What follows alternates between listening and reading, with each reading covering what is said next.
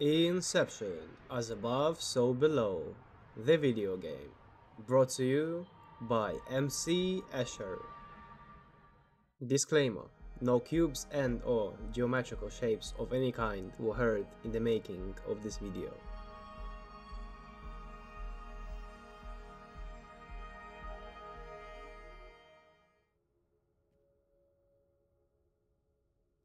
The game loads in, and you find yourself in a room. It's very minimalistic. There is a window on the floor. You see a glimpse into the outside world, but your attention is quickly drawn to the staircase. You walk up to the staircase and are prompted to press the space key. You go ahead and click it. You shift planes and the floor turns green. You see a closed door and a button. You intuitively know what to do. You walk to the wall and shift the planes again. The floor is now red, and the button you saw lights up. You walk forward and press the button, and the door opens up. You see yet another glimpse of the outside world, but you're not yet allowed to go there. Your imagination starts playing. What will you be able to experience?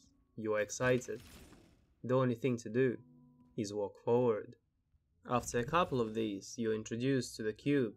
The cube is frozen in place, but if you shift to its designated plane, you can grab it. You place it onto the switch and the door opens up. You look up and see a different colored cube. You know what to do. You grab it before leaving into the new room. You do the same thing with the yellow cube. Congratulations, you have now mastered the new mechanic. This intro is simple yet elegant. Less is more, and you can't help but feel how true it is with this one. You carry on forward. You enter a new room. The door has two switches. It's the same mechanic. You know what to do. The door opens up and you proceed. You get more glimpses into what's out there. Are you a test subject? A lab rat? What does this world hide? You just have to know. In a new room you see two boxes. You've seen this before, but it's a variation. You like this design approach. You wonder how far will the gravity mechanic go. You place the green cube so that the blue can be placed on top of it. You shift planes. You place the blue cube and move forward. You see a cube tree, very Minecraft in its design. You inspect it. It bears cubic fruits. You wonder where will the game take this and how abstract everything you've seen so far is. You see the door. It is the final door. You're no longer trapped. You will be able to explore. You place the cube onto its tray and grab the second available cube, as you have learned previously that no cube is left unused, and push forward. You finally enter the open zone. The game has opened up. Your eyes can't help but look far into the distance. All of these towers, they seem to repeat themselves. It's simple yet phenomenally beautiful. How will this be used? The sound design astounds you. The track fills you with unknown angst. You look in front of you and you see yet another tray, but there's a gap between you. What do you do here? You can think of only one solution. A leap of faith. Will it be alright? You charge up your courage and test it out. Indeed, you are correct. Below is above, and above so below. You proceed through the door and your jaw drops. This game is beautiful.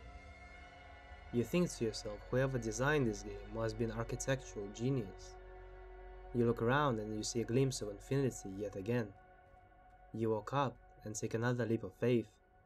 You fall exactly where you need to be. You turn to look back one final time. You are hooked. You open the door and design has evolved. What is that corruption?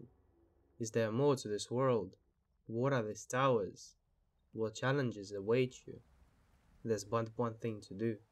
Move forward. I have walked you through the first 3 minutes of the game, but this is what Manifold Garden is in a nutshell. It is an elegant vision of what it's like to experience a world designed to portray non-Euclidean geometry and world wrapping of 3D space onto 4D space, with an added bonus of constant desire to stop, just for a moment, and gaze into the abyss that is the infinity. You can walk into the horizon, or you can flip the axis and just freefall for eternity.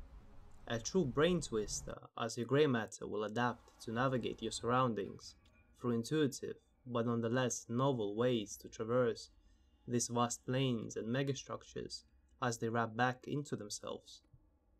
Where in your usual platformer falling spells a certain death, Manifold Garden embraces it for you to play around with. Using cubes to solve puzzles proceeds to get innovative through new gameplay mechanics, such as shifting the cube's gravitational pull. Fountains will spew water that will loop back into themselves, but water freezes if you are to shift its natural plane. This adds a way to traverse the levels. Trees that will grow extra blocks if you feed it with some water. Blocks that shift the direction that the water flows. Massive Tetris blocks that freefall in their gravitational plane until you are able to figure out the correct order for them to stand in. And what is the point, you may ask?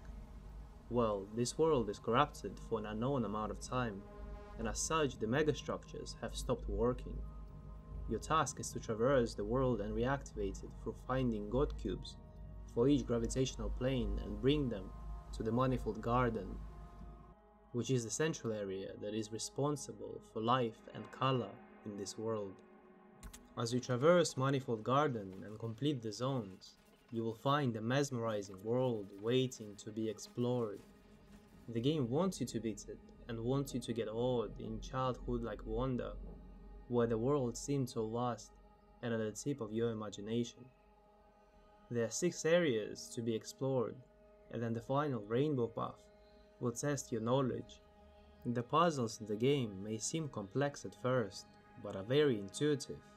Manifold Garden deals in awe, spectacle, and fun. It is not a game where you will find yourself being stuck and have no idea what to do. You will find the solution within 5 to 10 minutes of the problem presented to you. And now that we're talking about time, Manifold Garden should take you roughly 5 to 8 hours to complete on your first playthrough, with a mainline ending. However, if you are paying enough attention, some things may not have made sense to you. There were doors that are blocked, areas that you cannot access but only look at. These are secrets in the world. They are only accessible if you can trigger certain events and backtrack, and doors that are only opened for a time when a right trigger is pulled. But I will let you discover these for yourself.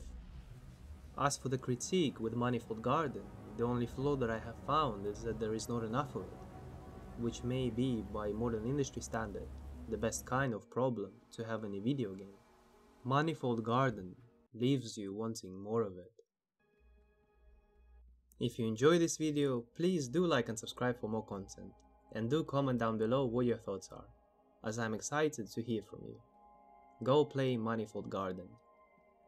And if you're interested in the video game design in general, or specifically the world of Manifold Garden and non-Euclidean geometry have piqued your interest, I highly recommend William Chyr's lecture posted on GDC channel.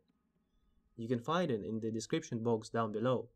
He does a great job at explaining the thought processes and problems presented with impossible level design, which I do highly recommend watching. See you in the next video.